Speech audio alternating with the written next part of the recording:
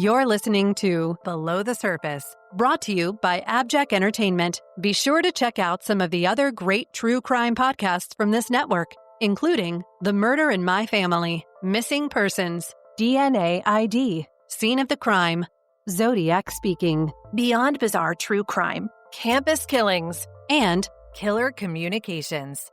All of these podcasts are available for you to binge on right now, wherever you listen to podcasts. Subscribe where you're listening to this podcast so you don't miss an episode. A missing person, a strange death, a vanished vehicle, a series of unanswerable questions. In so many true crime mysteries, the answers remain elusive. But in many instances, the clues lead right to the water's edge, and sometimes the truth lies below the surface.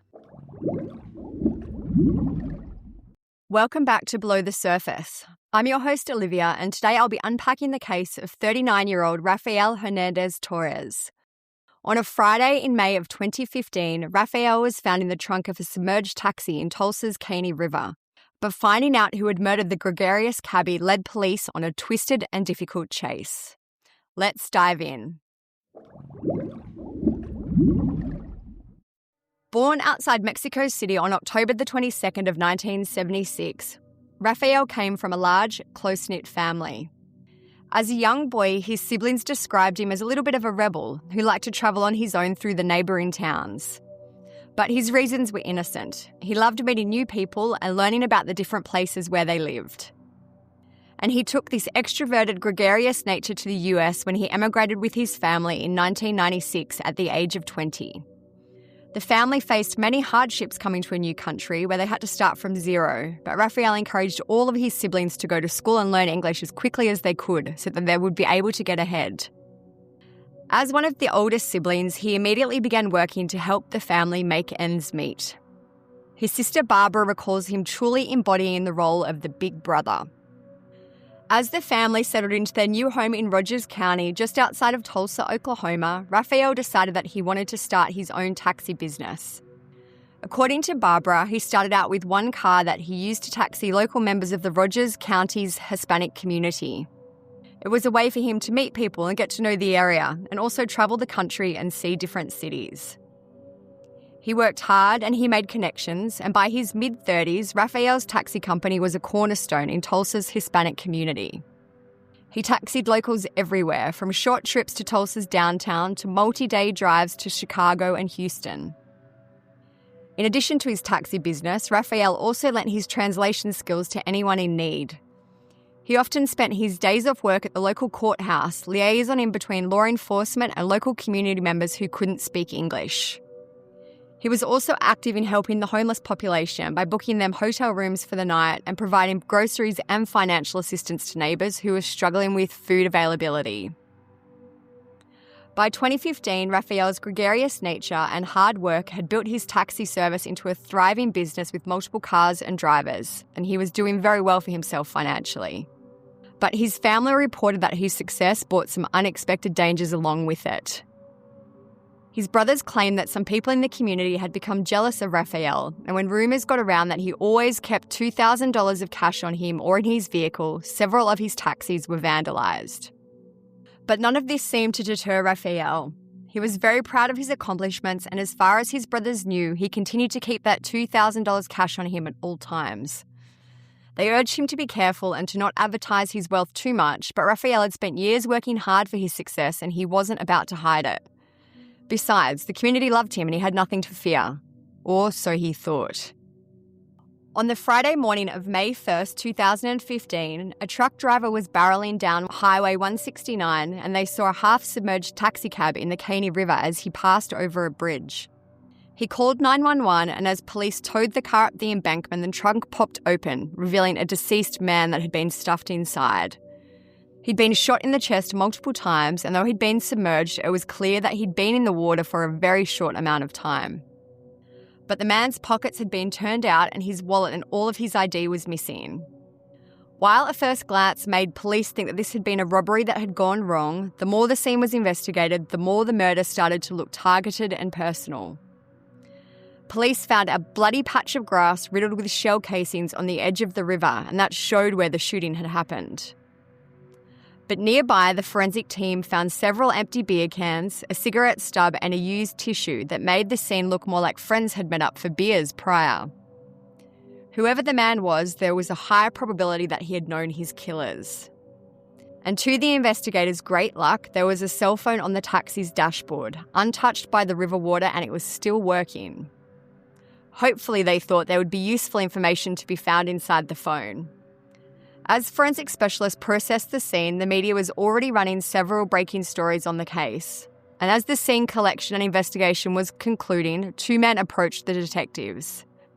They introduced themselves as Oscar and Juan Hernandez and explained that they had seen the breaking news coverage and recognised the submerged car as one of their brother Rafael's taxi cabs, and they wanted to know what was going on. The lead investigator, Kyle Baker, showed them a photo of one of the dead man's tattoos, and they knew immediately that it was their brother Rafael. Detective Baker had to break the awful news that Rafael had been murdered. His brothers were heartbroken that someone had not only murdered their brother, but tossed him into the trunk of his own car and rolled him into the river.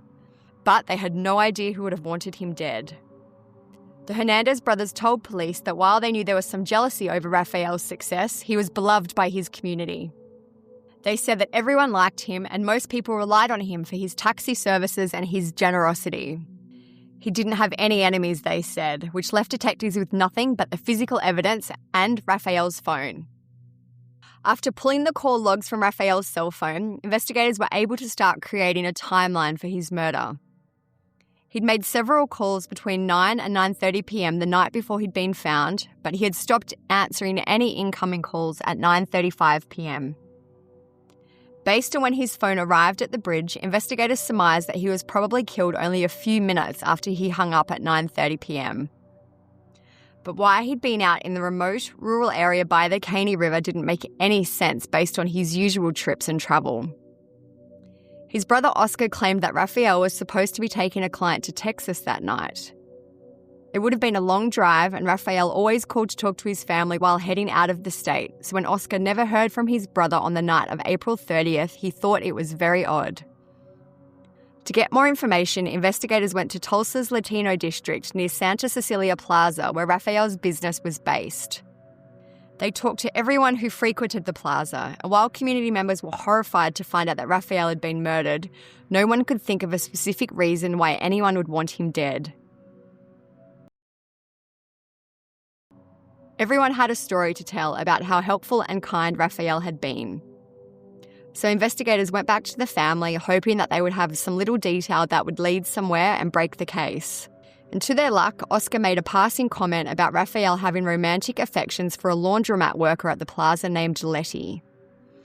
Oscar knew that Rafael stopped in to see Letty almost every day and often bought her flowers and other gifts. The only problem, though, was that she was married. While the initial scene had led investigators to believe that the crime was of a personal nature, the autopsy confirmed that. Rafael had been shot 3 times in the chest and 6 times in the back at close range. Someone had really wanted him to die. Was it possible that Letty had a jealous husband? Had that man targeted Rafael for dating his wife? Detectives brought Letty in for an interview and hoping there would be the break in the case that they needed. But Letty was adamant that there was nothing going on between her and Rafael. She said that yes, he bought her flowers and gifts sometimes. And yes, that he even mentioned that he was romantically interested in her at one point, but that she'd shut it down quickly. She said that she'd reminded Rafael that she was happy with the father of her children and she had no interest in leaving her relationship. By all accounts, Rafael respected her words and apparently never brought it up again. He still continued to bring her little gifts sometimes, and he stopped into the laundromat to talk to her when he was in the area, but Letty said he did that to everyone he knew. Their friendship was so innocent that she often displayed the flowers he brought for her on her dining room table for her family to enjoy. Letty said that Rafael was just a helpful, friendly man who liked to chat and spread community cheer. But after she left her questioning, detectives found out that Letty had lied to them. She'd provided a false name and a fictitious date of birth. When they discovered her real identity, they also saw that she had a warrant. If she'd lied about her name, what else had she made up in her interview? And as more evidence came back from the crime lab, the swiftness with which Rafael had been shot, bundled into the trunk, and the car pushed into the river made the investigators believe there had to have been multiple perpetrators. Had Letty and her husband conspired together, possibly? Police staked out Letty's home and they noticed a black truck with a silver stripe that matched the description that several tipsters had given of vehicles at the scene on the night of the murder. The paper on the temporary license plate was smeared with bloody fingerprints. With this reasonable suspicion, investigators got a warrant to search Letty's home. Inside, they found a handgun, and the truck was registered to a family friend who had been couch surfing at their house for a few weeks. Police brought in Letty's husband Mario and his friend for questioning while they sent the gun and the license plate to the lab for testing. The physical evidence that had been found was enough to suggest that Mario had become jealous of Letty's relationship with Rafael and that he and his friend had lured him to the river to kill him. But right out of the gate, Mario claimed that he had no issues with Rafael. To the investigators' surprise, Mario was incredibly upfront about his and Letty's unusual relationship. Mario explained that they were actually divorced, but that they were still residing in the same house for the sake of their children. He knew all about Rafael's visits and gifts, and Letty did indeed display the flowers on the dining room table. But Mario didn't care. He said that Letty could date whoever she wanted and he had no beef with Rafael. But what about the gun and the bloody license plate? Mario's handgun was not a match to the ballistics from the scene, and the blood on the license plate was from Mario's friend. He'd cut himself trying to zip tie the plate to the truck. Both men gave DNA and fingerprint samples and allowed investigators to dump their phones. None of their DNA matched the scene forensics. And cell phone records show that the men's alibis of being home asleep that night were true. Both of their phones were at the home.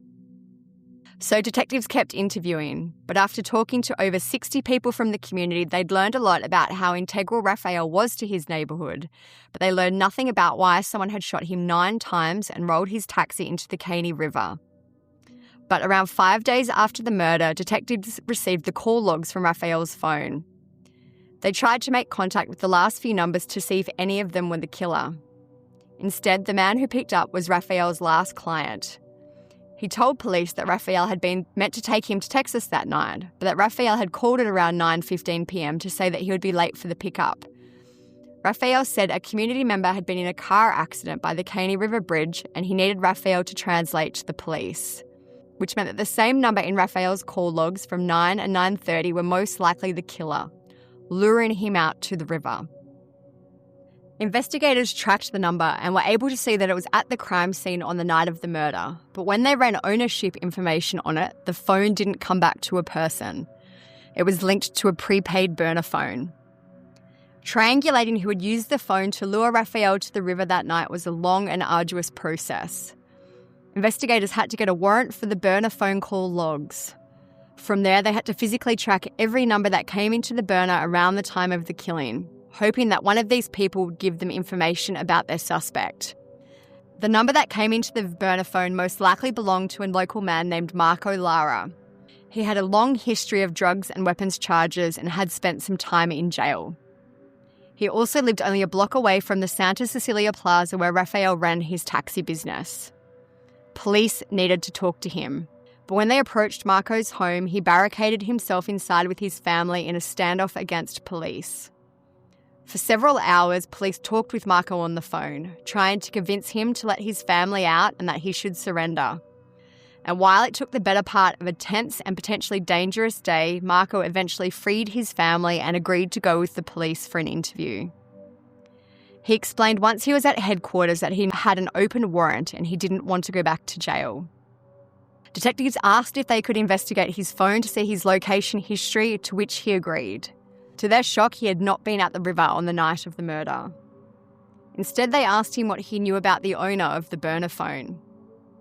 Marco quickly cooperated, giving up the man's name, Roman Medrano, along with his address at an apartment complex not far from the Santa Cecilia Plaza.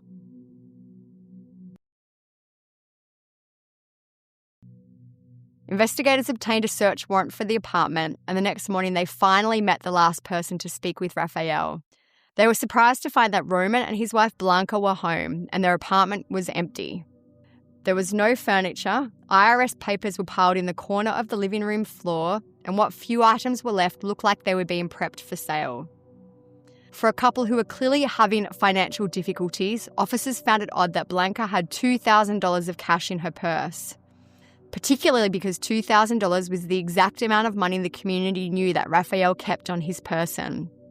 It was enough to take the couple in for questioning. Neither Roman nor Blanca claimed to know anything about Rafael or about his murder. Both said they only knew that Rafael did community service and that he owned a taxi company. They said they'd never used a taxi for any reason and they were not familiar with the part of the Caney River where he'd been found. They both claimed they were at home on the night of the murder. But unbeknownst to the couple, Roman's friend Marco Lara had already told police that none of this was true. He said that he'd overheard Roman telling a mutual friend that Blanca had used Rafael's taxi services to get rides to the county jail. When investigators confronted Blanca with this, she changed her story, explaining that she actually knew Rafael quite well and had taken several rides with him. But on one of these rides, she claimed he hit on her romantically and it made her feel very uncomfortable. When she got home, she told Roman about the comments and he was very angry. She said Roman was an extremely jealous man and based on the personal nature of Rafael's murder, investigators believe this perceived disrespect may have been enough motive for Roman to commit murder. But as much as investigators believed all the pieces of the puzzle were finally coming together, their case against Roman was purely circumstantial. The phone he used was at the scene on the night of the murder and it did call Rafael twice. The same phone also made over 20 calls to Blanca on the night of the murder. If Roman was home all night as Blanca claimed, why had he called her so many times? But investigators could not definitively say that Roman was the person using the phone that night. So a warrant was granted for Roman's DNA and tests confirmed that his DNA was on one of the beer bottles at the scene. It was enough to place him there, but it was not enough for an ironclad conviction at a trial. Defence could claim that he had just been there drinking with friends and that he'd left before the murder. Investigators needed more. They needed the gun used in the killing with Roman's DNA on it or an eyewitness to put the gun in his hand. Luckily for investigators, the crime lab was able to deliver. They had lifted the handprint of a second suspect from one of the beer bottles, which meant that there was a witness who could clarify Roman's involvement in the case. The print belonged to an ice cream salesman named Adon Mora Ramos. He had previously been interviewed by police when they'd canvassed the Santa Cecilia Plaza. At the time, he'd told detectives that he'd loved Rafael and had talked to him most days, and Rafael had always stopped in to buy an ice cream and to have a chat. Adon considered the two of them to be friends. So what would have made Adon turn on Rafael? Investigators knew from previous interviews with Marco Lara that Adon was actually very close friends with Roman Medrano. A warrant was issued for Adon, but he had fled Tulsa after finding out that Roman had been taken in for questioning. By sending a warrant to Facebook to track Adon's posts through IP addresses, investigators were able to find him in a suburb of Detroit in Michigan. He was arrested and extradited back to Tulsa, where he refused to speak with investigators. But when Roman realised that Adon had been taken into custody, he requested a new interview with police. He immediately turned on Adon and telling them that Adon had murdered Rafael. Roman had only driven Adon to the river. But were his claims true? After informing Adon that Roman was accusing him of murder, Adon agreed to tell his side of the story. He claimed that a few months back he had lent Roman a large sum of money and Roman had not paid him back. On the night of the murder, Roman called Adon and said that if he helped him out with something, he'd be able to get his money back. So Adon agreed and he got in Roman's truck. Roman stopped at a liquor store and bought a six-pack before driving down to the banks of the Caney River. Once there, they had a few beers, though Roman kept disappearing up the embankment to make phone calls that Adon could not hear. About 10 minutes later, Rafael arrived in his taxi and the three men made small talk and drank the rest of the beer. Rafael had asked what had happened with the car accident, and Roman told Rafael that his truck had stalled out and he needed a jump. Roman asked Adon to hook up the jumper cables to the trunk while Rafael pulled his taxi up closer. But Adon claimed that while he was under the truck hood, he heard shots ring out. By the time he realised what was happening, Rafael was dead, and Roman was standing over him with a handgun. Roman would not answer any questions about the shooting, and Adon was terrified that he would be shot next. He claimed that to keep the peace, he'd helped Roman stuff Rafael's dead body into the trunk of the taxi and push the car into the river. It was a plausible story, but was it true? Adon agreed to a polygraph test and he told his story to the examiner. He passed that test. Roman Medrano was the true killer. Adon was charged with accessory to murder for not calling police and for assisting in the disposal of Rafael's body. He took a plea deal, and in June of 2017, 2 years after Rafael's murder, Adon was sentenced to 15 years in prison. He is currently serving his time in the James Crabtree Correctional Center in Helena in Oklahoma. Roman Medrano was charged with first-degree murder, to which he pled no contest. This means that while he refused to plead guilty, he waived his right to a jury trial and agreed to whatever sentencing the judge handed down. In July of 2017, a month after Adon was sentenced, Roman was sentenced to life in prison with the possibility of parole. He is currently serving his time in the Davis Correctional Facility in Holdenville in Oklahoma. Based on Oklahoma's parole board metric for violent crimes, Adon and Roman will both be eligible for parole after serving 85% of their sentences. This means that barring good behaviour and attending programs during their incarceration, Adon will most likely be eligible for parole in 2030 and Roman will be eligible in 2060. While detectives conducted a thorough investigation and were able to incarcerate both of the men involved in Rafael's murder, the justice this brought to his family was not enough to replace their loss.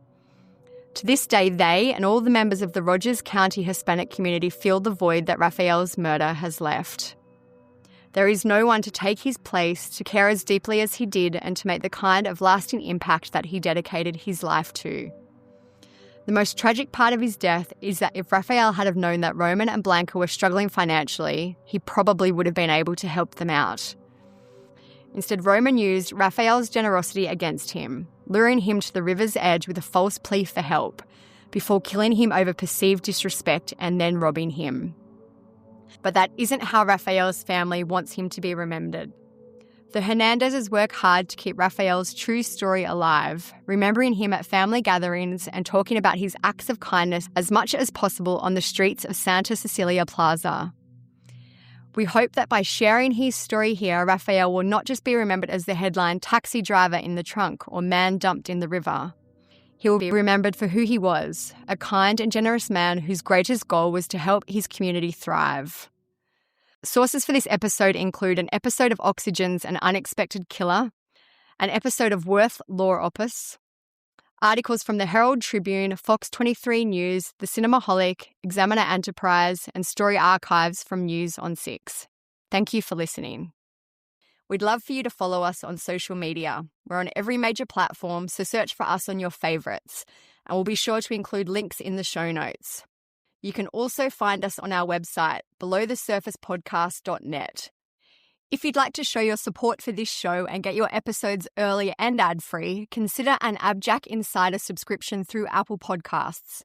For only $4.99 a month or $49.99 a year, not only will you get early and ad-free access to this show, but to every show on the AbJack network of shows.